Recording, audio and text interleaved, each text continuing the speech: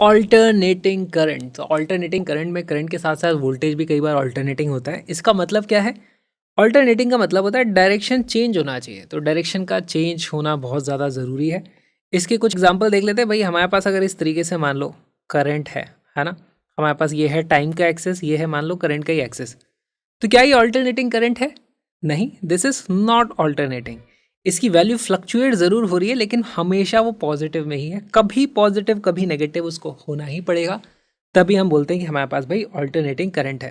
तो जैसे इसके बहुत सारे एग्जांपल्स हो सकते हैं। फॉर एग्जांपल इस तरीके से मेरे पास मान लो कुछ करंट आ रहा है, तो yes this will be alternating current, है ना। दूसरा हमारे पास एग्जांपल हो सकता है इस तरीके से, है ना, ये भी हमारे पास ऑल्टरनेटिंग करंट कहलाएगा। अब यहाँ पर कुछ चीज़ें हमें देखनी होती हैं। पहली चीज़ तो अब मैं एक काम करता हूँ, इस वाले को हटा देता हूँ नहीं तो कन्फ्यूजन हो जाएगा। यहाँ पर हमारे पास कुछ मैक्सिमम वैल्यूज़ होती हैं। जैसे इसको हम बोलेंगे ये इसका एम्पलीट्यूड है, तो एम्पलीट्यूड को आई नॉट या आई मैक्स इस तरीके से हम लिख सकते हैं।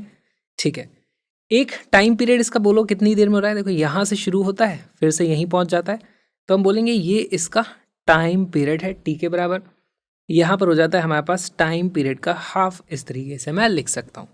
यहाँ पर कुछ चीज़ें जैसे मुझे लिखनी पड़ेंगी। आई एवरेज अगर मैं लिखूंगा तो बताओ उसकी वैल्यू कितनी आ जाएगी।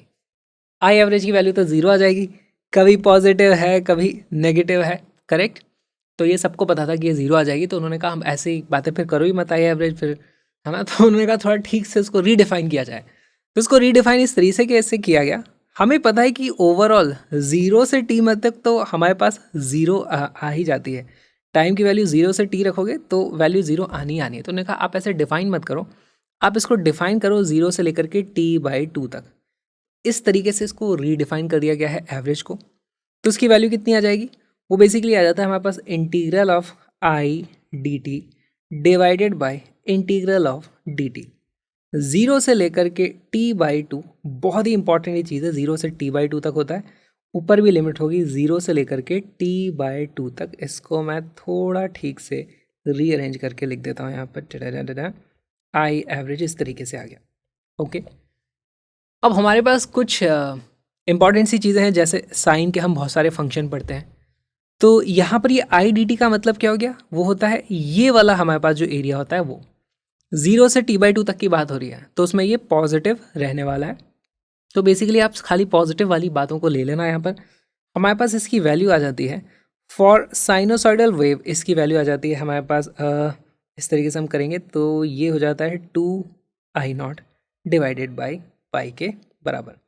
दिस इज आई एवरेज, ठीक है, 2I0 डिवाइडेड बाई पाई। और अब कुछ RMS वैल्यूज होती हैं, उनको भी देख लेते हैं।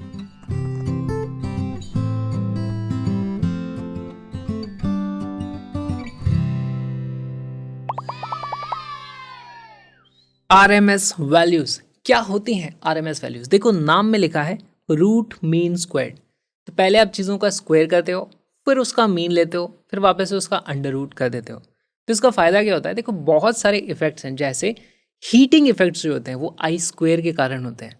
तो बहुत सारी जगह हमें आई स्क्वायर इस तरह की RMS वाली चीज़ों की ज़रूरत पड़ती है। और सीधी बात यह है कि उसको नापना आसान होता है ना। एवरेज वैल्यू तो हमें पता है, ओवरऑल देखते हैं तो इंटीग्रेट करने पे ज़ीरो आ जाता है। तो मान लो हमारे पास इस तरीके से कोई भी करंट है ना, करंट का या वोल्टेज का किसी की भी वैल्यूज़ हो सकती है। यहाँ पे हमारे पास टाइम है, यहाँ पे हमारे पास आई की वैल्यू हो सकती है।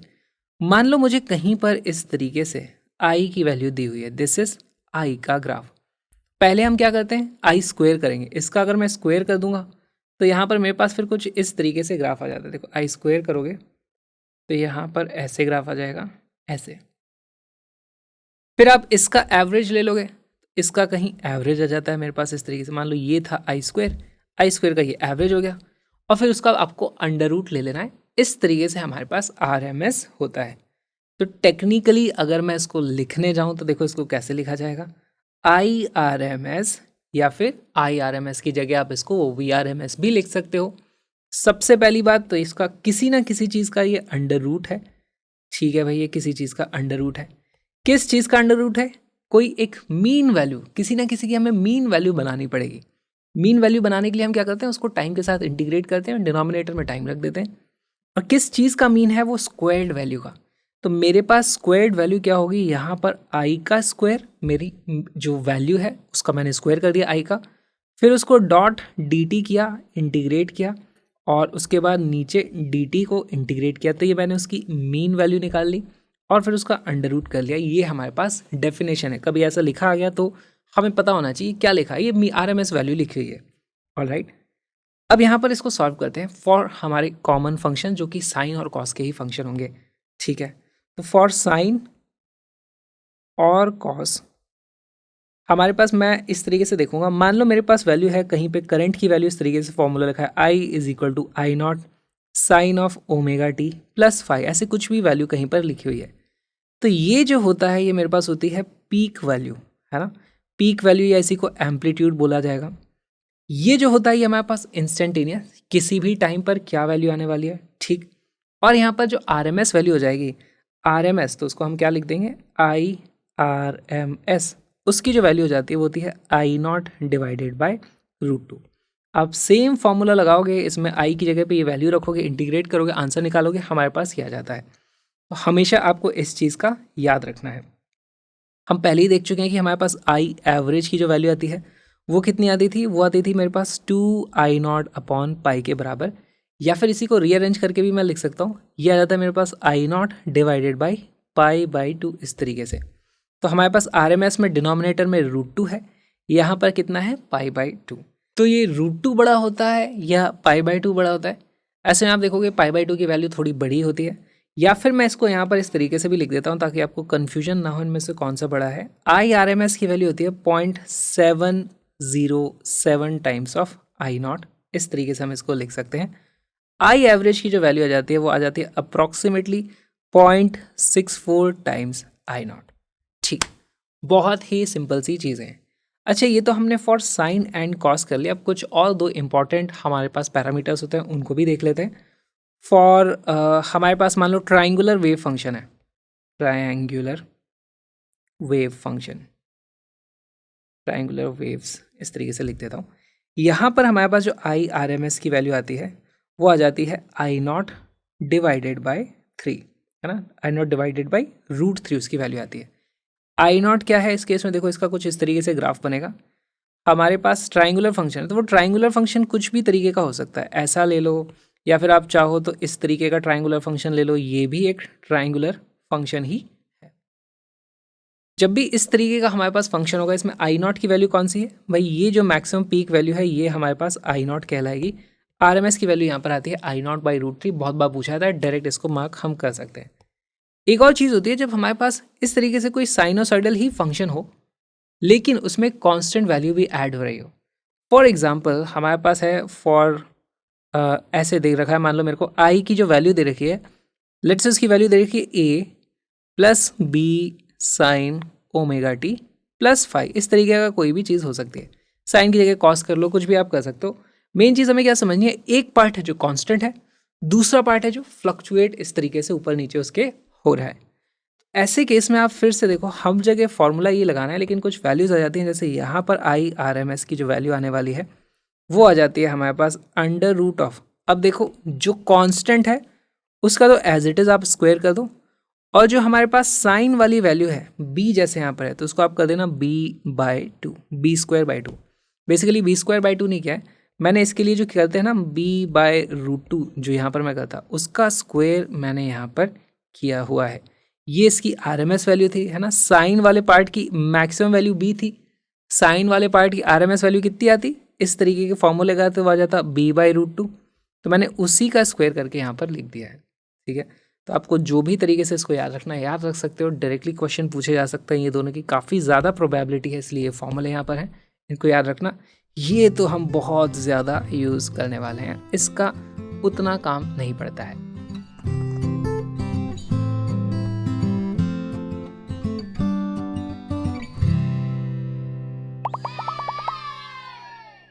The alternating current is given by, हमारे पास करंट का कुछ फॉर्मूला दे दिया गया है।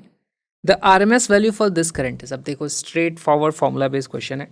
यहाँ पर हमारे पास आई की जो वैल्यू आ रही है, आई की वैल्यू में देखो एक पार्ट है जो साइन के हिसाब से हमारे पास फ्लक्चुएट कर रहा है, तो उसको मैं बोलूँगा ये है हमारे पास रूट ऑफ 42 और फिर उसके बाद यहाँ पर आ रखा है कुछ साइन समथिंग टी, उससे हमें फ़र्क ही नहीं पड़ता ये ओमेगा टी की वैल्यू क्या है, ओमेगा का हमें काम ही नहीं है। प्लस हमारे पास एक कांस्टेंट चीज़ है जो है 10। इसको देखो अगर मैं लिख दूँ ये मेरे पास है लेट से ये है मेरे पास A sine omega T plus B, तो हमें पता है हमारे पास जो आई आर एम एस की वैल्यू आती है वो क्या होती है, जो वाला कांस्टेंट वाला पार्ट है उसको तो एज इट इज़ यहाँ पे हम स्क्वायर करके लिख देते हैं बी स्क्वायर, प्लस हमारे पास ये जो वाला फ्लक्चुएटिंग वाला पार्ट होता है उसकी आर एम एस वैल्यू का स्क्वायर करते हैं। तो यहाँ पे ए का जो आर एम एस वैल्यू है वो ए बाई रूट टू है, उसका स्क्वायर करोगे तो ए स्क्वायर बाई टू आएगा। तो या तो आप डायरेक्टली इसको याद रख लो, जैसे भी आप याद रखना चाहो याद रख सकते हो। स्ट्रेट फॉरवर्ड फॉर्मूला हम यहाँ पे लगाएंगे, अंडर रूट ऑफ बी यानी कि 10 का स्क्वायर वो 100 हो जाता है, प्लस हमारे पास यहाँ पर कितना आता है 42 का अंडर रूट है, उसका स्क्वायर करोगे तो वो 42 ही आएगा और डिवाइडेड बाई 2 रहेगा, तो ये आ जाता है मेरे पास 121, उसका अंडर रूट करोगे तो ये वैल्यू आ जाती है हमारे पास क्या आ जाती है 11 and 11 will be the correct answer.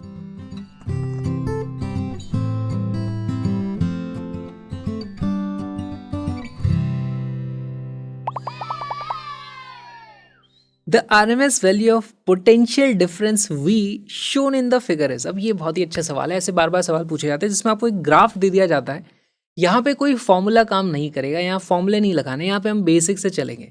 जैसे मेरे पास RMS वैल्यू अगर मुझे पता करनी है तो सबसे पहले आपको करना पड़ेगा स्क्वायर करो, स्क्वायर करेंगे फिर उसके बाद हम उसका मीन लेंगे जो भी वैल्यू आएगी और फिर उसके बाद फिर से उसका अंडर रूट कर देंगे। इस तरीके से आपको यहाँ पर वैल्यूज लगा करके सॉल्व करनी है। वीडियो को पॉज करो, बहुत अच्छा सवाल है, इसको सॉल्व करो।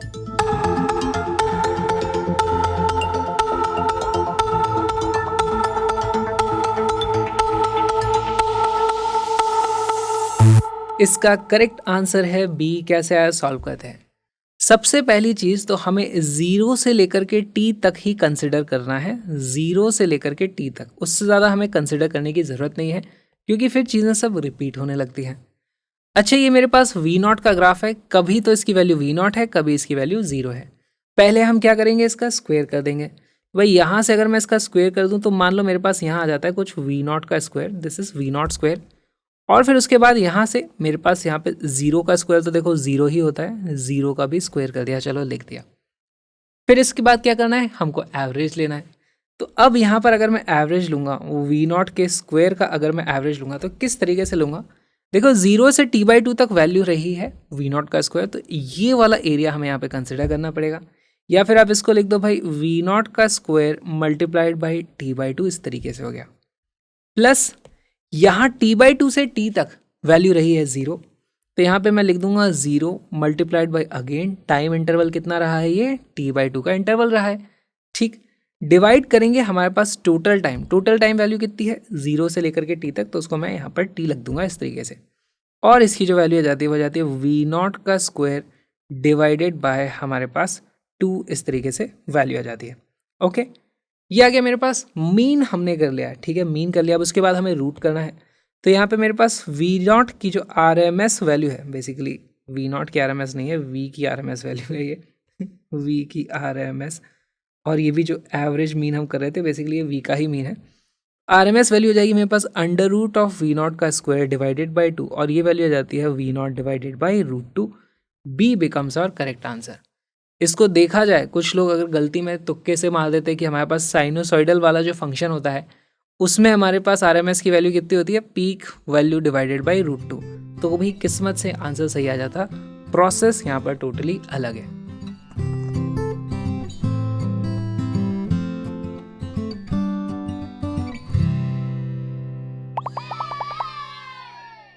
The average current in terms of I0 for the waveform as shown in the figure। तो अब यहाँ पर देखो हमारे पास कुछ फंक्शन दे दिया गया है, उसकी कुछ पीक वैल्यू हमें दे दी गई है और हमसे इसकी एक वैल्यू पूछे, इसको कन्वर्ट करना है। किस में कन्वर्ट करना है, थोड़ा सोचो, अटेम्प्ट करने की कोशिश करो, फिर इसका सोल्यूशन देखते हैं।